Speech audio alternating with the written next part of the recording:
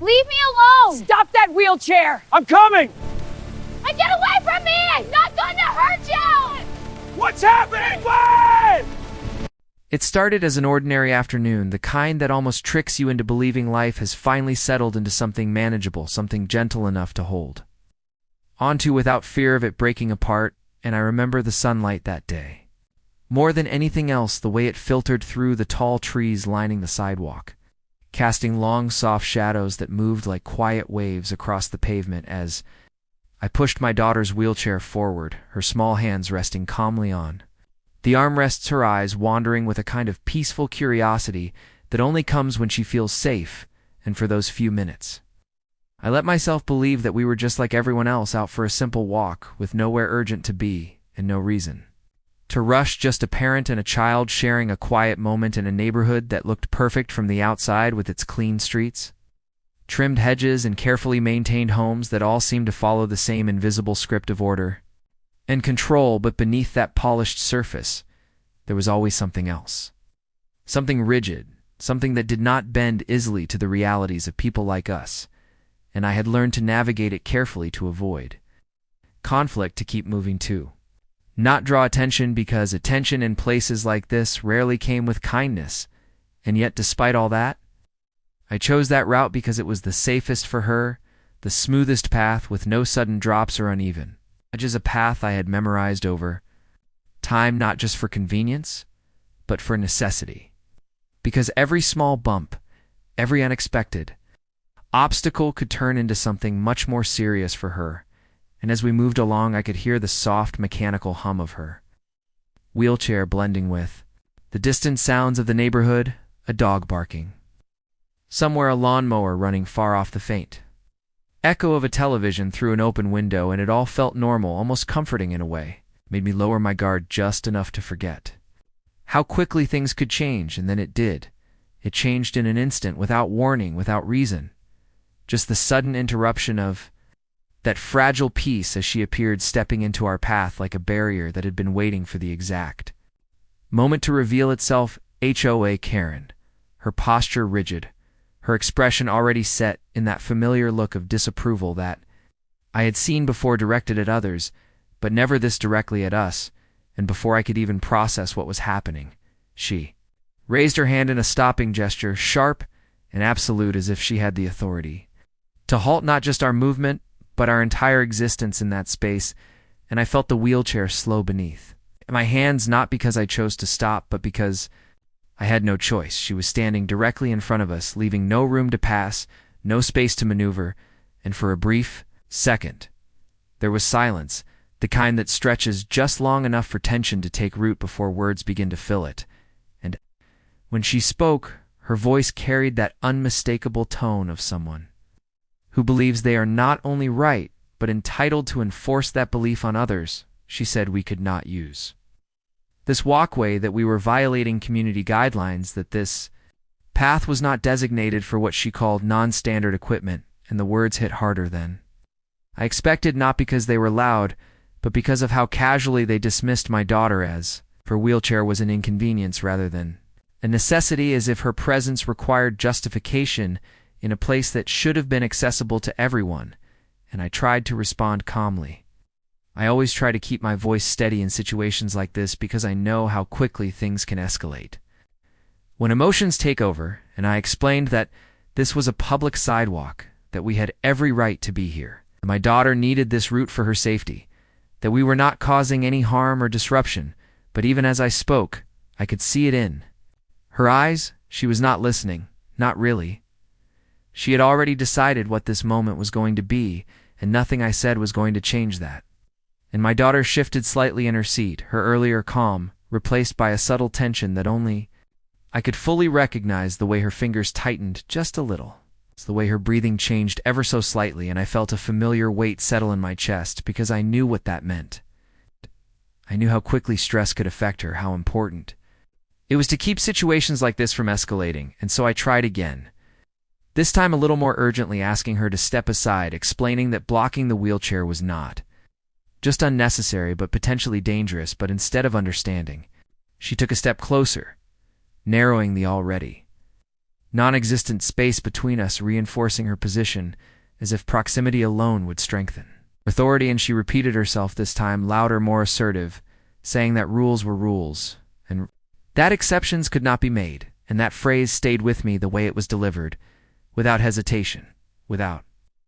empathy, as if the world could be reduced to a set of rigid guidelines that applied equally to everyone regardless of their circumstances. And I could feel the eyes of the neighborhood beginning to turn toward us, subtle at first, a curtain shifting in a window, door opening just slightly, but enough to signal that we were no longer alone in this moment, and that made everything heavier. Because now it was not just about us, it was about perception, about being seen in a situation that was already slipping out of my control, and I glanced down at my daughter, trying to reassure her with a small smile, but I could see the confusion in her eyes, the way she looked from me to the woman in front of us, trying to understand why we were being stopped, why something as simple as a walk had turned into this confrontation. In that look cut deeper than anything Karen had said, because it was a reminder of how unfair this all was, how she had done nothing to deserve this. And yet she was the one feeling the impact of it most directly, and I turned back to Karen, feeling a mix of frustration and disbelief building inside me, because this was not just about a rule. This was about a refusal to see beyond it, to recognize the human reality in front of her. And I told her again that we needed to pass, that this was not a matter of preference but of necessity. And for a moment I saw a flicker of hesitation, something that suggested she might reconsider, but it vanished, almost instantly replaced by an even firmer stance as she crossed her arms and shook her head. And in that moment it became clear that this was not going to be resolved through reason alone, because she was not engaging with the situation as it was. She was enforcing an idea of how things should be,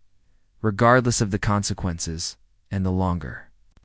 she stood there, the more the situation shifted from inconvenience to risk, because time matters in ways people often overlook. Every extra minute,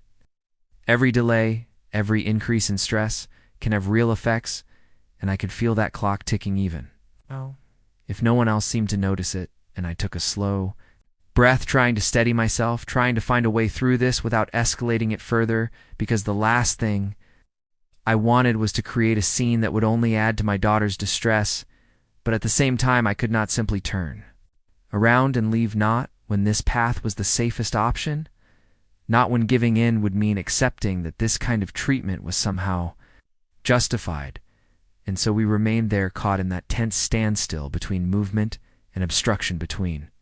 reason and rigidity, between a parent trying to protect their child and a woman determined to enforce a rule without question. And as the seconds stretched on, it became clear that what had started as an ordinary afternoon was no longer ordinary at all. It had become something else, something heavier, something that would not simply fade away once we moved past it, because moments like this have a way of leaving marks, not just in memory, but in the way you see the world afterward. And even before anything else happened, even before the situation escalated further, I knew that this was not going to be something we could just forget and move on from, because it had already crossed a line that should never have been there. Oh, place. The tension did not just linger, it deepened, settling into the space between us like something heavy and immovable, and I could feel every second stretching longer than it should, as if time itself had slowed to force us to sit inside this moment, with no easy way out. And Karen remained exactly where she was, her feet planted firmly in front of the wheelchair, her posture unyielding, her expression fixed with that same rigid certainty that made it clear she believed she was completely justified in everything she was doing. And I tried again to reason with her, keeping my voice as calm as I could manage, even though frustration was beginning to build beneath the surface, because I knew that losing control of my tone would only give her more ground to stand on. And I explained once more that blocking us was not just unnecessary, but dangerous, that my daughter needed to move freely, that any delay could affect her in ways were not immediately visible, but very real and serious yet.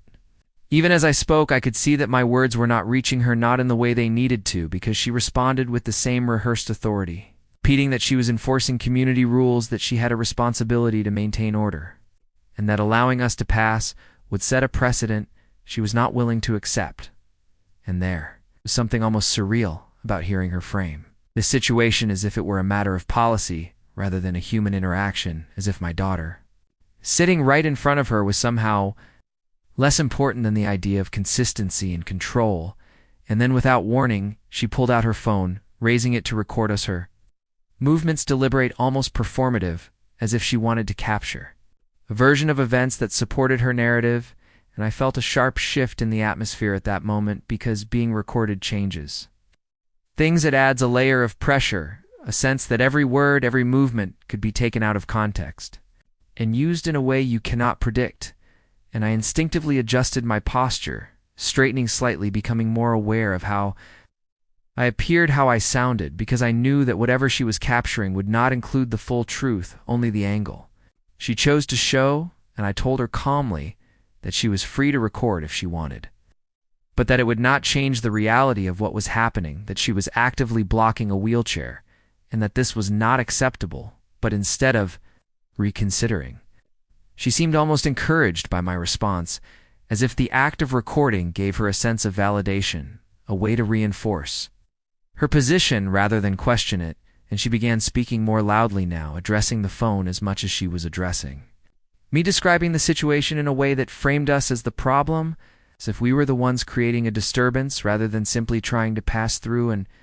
I could feel the frustration rising again, not just because of what she was saying, but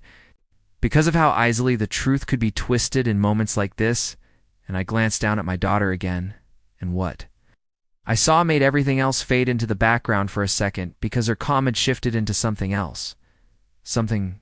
more fragile, her hands now gripping the armrests more tightly, her shoulders slightly tense, her breathing uneven in a way that only someone who knows her well would immediately recognize as a warning sign. And my focus snapped back to what mattered most, which was her safety, her well-being, not the argument, not the rules, not the perception of the neighbors watching from a distance, but the very real physical and emotional impact this situation was having on her. And I leaned slightly closer to her, speaking softly, trying to reassure her, telling her that everything was okay, even though it clearly was not, because I needed her to feel some sense of stability in a moment that was becoming increasingly unstable. And then I looked back up at Karen, my patience wearing thinner now, not because I wanted to escalate the situation, but because I had to make her understand that this was not something she could continue without consequences. And I told her more firmly this time that she needed to move, that this was not a request anymore, that she was putting my daughter at risk, and that whatever rule she believed she was enforcing did not give her the right to do that. And for a brief moment there was a pause, a flicker of something in her expression that could have been hesitation or uncertainty, but it passed quickly, replaced by an even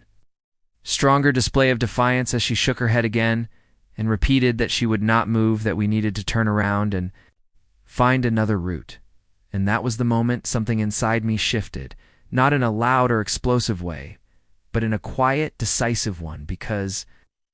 I realized that continuing to argue with her on her terms was not going to resolve anything. She was too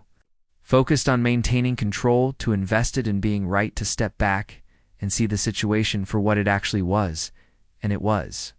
in that moment, that a different awareness settled in, one that brought with it a strange sense of clarity, because while she was focused entirely on the scene in front of her, on the narrative she was trying to construct with her phone, she had no idea that another perspective existed, one she could not control, one that was capturing everything without bias, without interruption. And I thought about the car parked just a short distance away, the dashcam still running quietly as it always did, recording continuously without drawing attention. And I knew that it had a clear view of this entire interaction, from the moment she stepped in front of us to every second that followed. And that knowledge did not immediately solve the situation, but it changed how I experienced it, because it meant that the truth was not dependent on what she chose to show,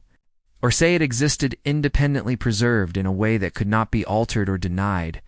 And that realization brought a certain steadiness back to me, because even though we were still physically blocked, still stuck in this confrontation, there was now a record of it, something that extended beyond this moment, something that could be used if necessary to show exactly what had happened.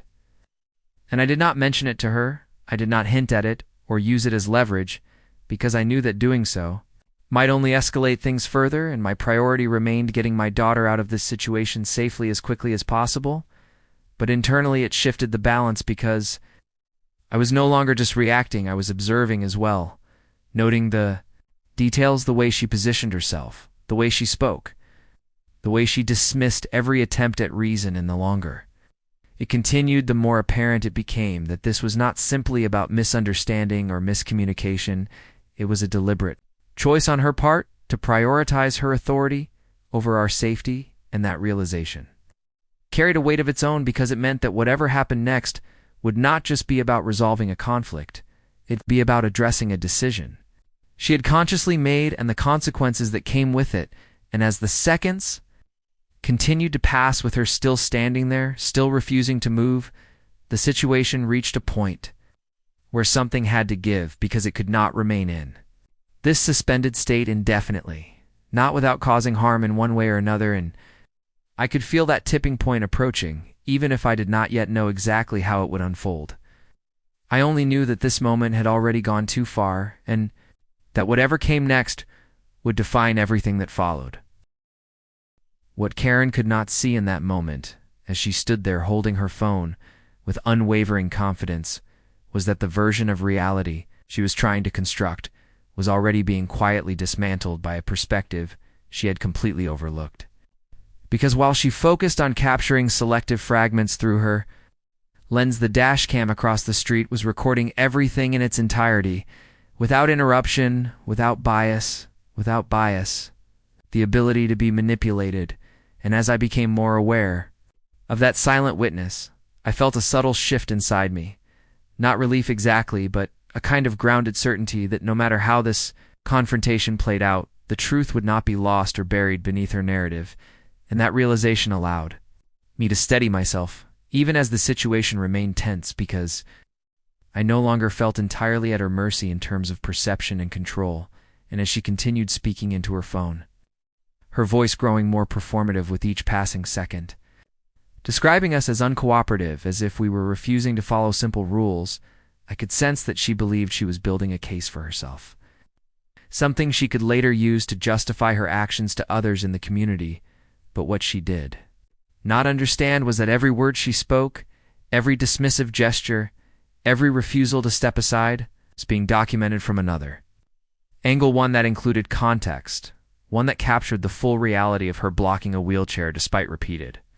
explanations and visible distress. And that contrast between what she thought she was showing and what was actually being recorded created a kind of quiet tension beneath the surface of the scene, because even though she appeared in control, the foundation of that control was already beginning to crack in ways she could not yet perceive. And it was around that time that the first direct interruption came, not from me, but from someone else, a neighbor, who had been watching from a short distance, their hesitation finally giving way to concern as they stepped closer, their expression uncertain but clearly troubled by what they were seeing. And they addressed Karen cautiously, suggesting that maybe she should let us pass, that it did not seem right to block someone in a wheelchair, especially when there was no clear harm being done. And for a brief moment, the dynamic shifted slightly as Karen turned her attention toward this new voice, her posture tightening as if challenged not just by us, but now by the possibility that others might not fully support her stance. And she responded quickly, dismissively, insisting that she was handling the situation, that rules had to be enforced consistently, and that interference was unnecessary. And there was a sharpness in her tone that suggested she was not used to being questioned in this way, not in a public setting, not in a moment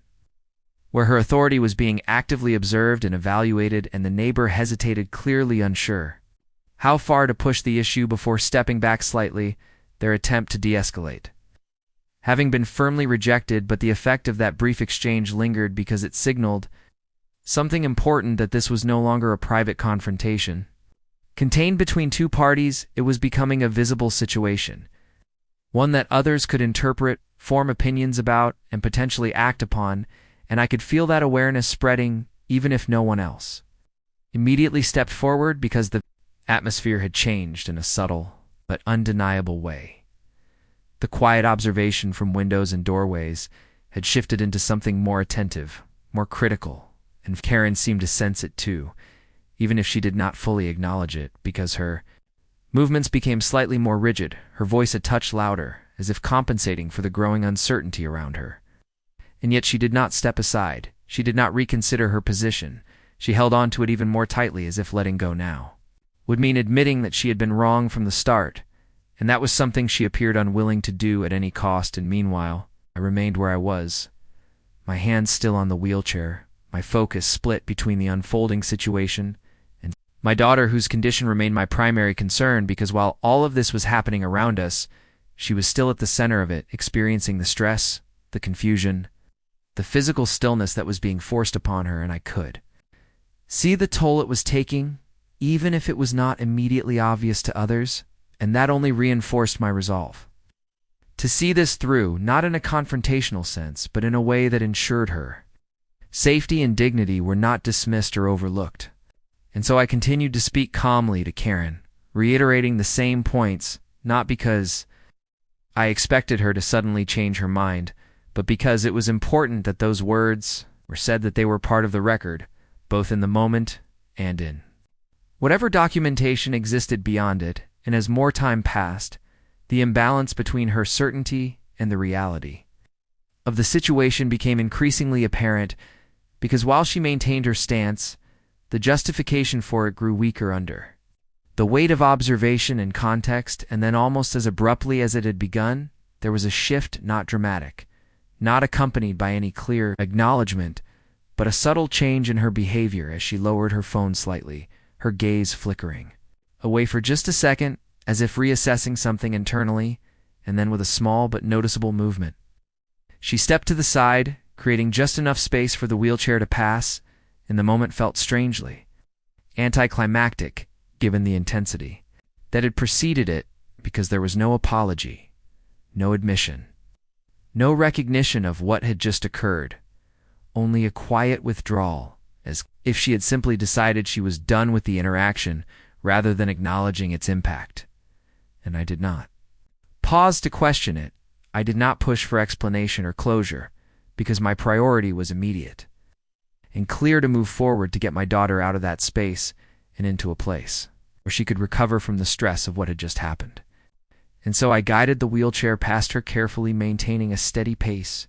resisting the urge to look back, even though I could feel her presence just behind us. And as we moved away, the tension that had filled the air began to dissipate gradually, replaced by a different kind of weight, one that came from knowing that while the immediate obstacle had been removed, the situation itself was far from over, because what had happened was not something that could simply be left behind on that sidewalk. It carried implications that extended beyond the moment, beyond the individuals involved. And as we continued down the path, I allowed myself a brief glance toward the parked car, the one with the dashcam still quietly recording, and in that instant, the significance of it all settled more fully into place, because everything that had just unfolded, every detail, every action, every refusal had been captured, preserved in a way that could not be undone. And with that realization came a quiet but firm decision, not driven by anger or revenge, but by a sense of responsibility to ensure that what had happened was not dismissed or repeated, because moments like this only truly end when they are acknowledged, addressed, and learned from. And I knew then that this was not the end of the story. It was only the point where it began to shift into something larger, something that would require more than just walking away to resolve. Later that evening, when the house had finally grown quiet and the outside world seemed to slow down enough for me to process everything that had happened, I sat down with a kind of heaviness that had been building all day, not just from the confrontation itself, but from the way it lingered in my mind, replaying in fragments the tone of her voice, the look on my daughter's face, the feeling of being blocked with no immediate way forward. And I knew that before I could even think about what to do next, I needed to see it again, not from memory, not through the filter of emotion, but exactly as it had unfolded. And so I stepped outside to the car, the same car that had been sitting there unnoticed during the entire incident, its presence ordinary, almost invisible, and yet it had captured something that was anything but ordinary. And as I opened the door and powered on the screen, There was a brief moment of hesitation, a quiet awareness that whatever I was about to watch would not just confirm what I already knew, but might reveal even more than I had realized in the moment and when the footage began to play. It did exactly that, because what appeared on the screen was not just a recollection, it was a clear, uninterrupted sequence of events that removed any doubt, any ambiguity about what had occurred, and I watched as we entered the frame, my daughter in her wheelchair. The calmness of those first few seconds, almost painful to see in hindsight because I knew what was coming next. And then there she was, stepping directly into our path, her movement deliberate, her posture already signaling resistance, and I could see from this angle something that had not been as obvious before. The way she positioned herself not just in front of us but slightly angled to block any attempt to move around her, as if she had calculated the space and chosen the most obstructive position possible. And as the footage continued, her gestures, her expressions, her refusal to step aside all unfolded with a clarity that was impossible to ignore. And what struck me most was not just what she did, but how consistent it was. There was no moment of confusion, no indication that she misunderstood the situation, no hesitation that might suggest uncertainty. Instead, there was a steady, unwavering insistence on maintaining her position. Despite everything being said to her, and I could hear my own voice in the recording calmer than I felt at the time, explaining again and again that we needed to pass, that this was not safe, that this was not right, and each time her response came back with the same rigid certainty, repeating the idea of rules as if that alone justified her actions. And then there was my daughter visible in the frame in a way that made everything feel even heavier, because from this perspective her discomfort was more apparent. The small shifts in her posture, the tightening of her hands, the subtle changes in her breathing, all things that might be overlooked by someone who did not know her, but impossible for me to miss. And seeing it like this removed any lingering question about the impact of that moment, because it was right there, undeniable, captured in real time, without exaggeration or interpretation. And as the video continued, I noticed details I had not fully registered before: the way a neighbor approached hesitantly their body language, cautious as they attempted to intervene, and the way Karen dismissed them, almost immediately turning back to her phone as if their concern was irrelevant. And that interaction stood out because it showed that this was not just a difference of opinion between two people, it was a situation that others recognized as wrong, even if they were unsure how to challenge it. And then came the moment when she finally stepped aside. And even that looked different on screen than it had felt in person, because from this angle, it was clear that her decision was not prompted by understanding or empathy, but by something else. Perhaps the growing awareness of being watched, perhaps a calculation that the situation was no longer in her favor. But whatever the reason, it was not accompanied by any acknowledgement of what had just happened. It was simply a withdrawal, a quiet exit from a position that had already caused harm. And as the footage ended, I sat there for a moment in silence, letting it settle, because there is something powerful about seeing the truth laid out so plainly, without distortion, without the noise of emotion to complicate it. And in that stillness, a realization began to take shape, not sudden or dramatic, but steady and unavoidable. That this could not remain just a personal experience, something we endured and then moved on from, because the footage transformed it into something else, something objective, something that could be shown, understood, evaluated by others, and that carried a responsibility, not just to my daughter, but to anyone who might find themselves in a similar situation. And I thought about the way Karen had spoken about rules, the certainty with which she had enforced them, and I contrasted that with what I had just seen on the screen, the clear evidence of harm caused under the guise of authority. And it became impossible to ignore the gap between those two things, the difference between what was claimed and what was real. And that gap was exactly where accountability needed to exist. And so the question shifted from whether anything should be done to what exactly that action should look like. And I knew it would not be as simple as showing the video to a single person or having a brief conversation, because this was tied to a larger structure, the HOA, the system that had given her the confidence to act the way she did, and addressing it would require bringing that evidence into a space where it could not be dismissed or minimized. And as I considered that, I also became aware of the broader impact. This could have not just in terms of consequences for her, but in how the community itself understood and responded to situations like this. Because so often it is not until something is clearly documented that people are forced to confront the reality of what has been happening around them, and I could already imagine the different reactions. Support from those who recognized the injustice, the defensiveness from those who prioritized order over empathy, the discussions, the debates, the discomfort that would inevitably follow, and yet none of that felt like a reason to hold back, because the alternative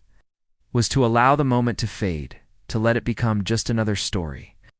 that was never fully acknowledged, and that was not something I was willing to accept. And so, as I turned off the screen and stepped out of the car, the weight I felt was no longer just from the experience itself, but from the path forward. The decisions that would need to be made, the conversations that would need to happen, and the understanding that once this moved beyond our control, it would take on a life of its own. But even with that uncertainty there was a sense of clarity that had not been there before, because the truth was no longer something I had to defend. It was something that existed independently, captured in a way that spoke for itself, and whatever came next would be built on that. It's a foundation, whether others chose to accept it or not. In the days that followed the incident, the weight of what had happened did not simply disappear. It settled into something more lasting, something that shaped the way the community responded and the way we moved through it, and as the footage began to circulate among the HOA members and eventually beyond it, the reaction was immediate and impossible to ignore. Because what had once been a one-sided version of events was now replaced by clear, undeniable evidence that showed exactly what had taken place, and people who had initially remained silent or uncertain began to speak up, their perspectives shifting as they saw the full context. The deliberate obstruction, the repeated refusal to move, and the visible impact on my daughter, and with that shift came a growing sense of accountability that could not be easily dismissed, because it was no longer about opinions or interpretations. It was about documented reality, and the HOA itself found itself under pressure to respond not just privately, but in a way that addressed the broader implications of what had occurred. In meetings were held, discussions unfolded, and for perhaps the first time there was a serious examination of how authority was being exercised within the community, and whether the rules that were meant to maintain order had been allowed to override basic human consideration. And as those conversations developed, Karen's position became increasingly difficult to defend, because the confidence she had displayed on that sidewalk did not translate into justification, when placed against the evidence, and the narrative she had attempted to construct began to unravel under scrutiny. And while there was no single moment where everything changed, at once there was a gradual but unmistakable shift in how she was perceived,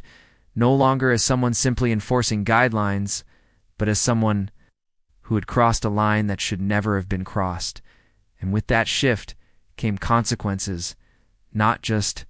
in terms of formal actions taken by the HOA, but in the subtle ways the community itself responded to her, the distance that grew, the conversations that quieted when she approached the recognition that trust once lost is not easily restored. And for us, the experience left its own mark, not just as a memory of conflict, but as a reminder of how quickly ordinary moments can turn into something far more significant. And yet within that, there was also a sense of resolution, not because everything it had been perfectly resolved, but because the truth had been acknowledged in a way that mattered. And when we returned to that same path days later, there was a noticeable difference, not in the physical space itself, but in the atmosphere surrounding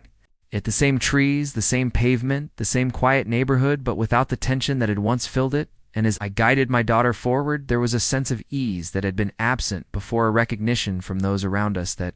our presence was not something to be questioned or controlled, but something to be respected, as it should have been from the beginning. And neighbors who had once watched from a distance now offered small gestures of kindness, a nod, a greeting, a willingness to engage in a way that felt genuine rather than obligatory. And those small moments